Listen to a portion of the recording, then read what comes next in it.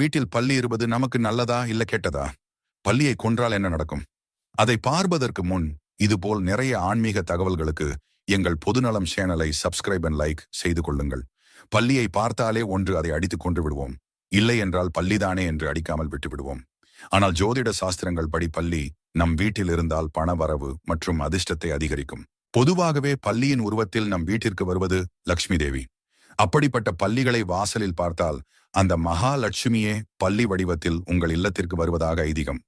உங்கள் வீட்டு பூஜை அறையில் பல்லியை பார்த்தால் அதிர்ஷ்டம் என்று அர்த்தம்.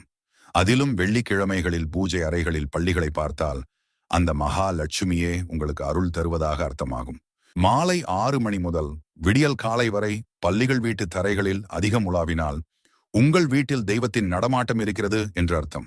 அதிலும் குலதெய்வம் நடமாட்டம் இருப்பதாக நம்பப்படுகிறது. மரப்பள்ளிகளை வீட்டில் பார்த்தால் உங்களை பிடித்த கஷ்டங்கள் விட்டு செல்வ செழிப்புடன் இருப்பீர்கள்.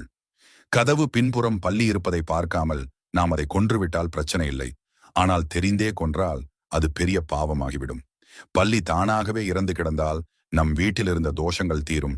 உங்கள் வீட்டில் இருந்த கேட்ட விஷயங்கள் மற்றும் பிரச்சனைகள் எல்லாம் சரியாகும். இதுபோல் உங்கள் வீட்டில் நடந்திருக்கிறதா என்று எங்கள் பொதுநலம் கமெண்டில் சொல்லவும்.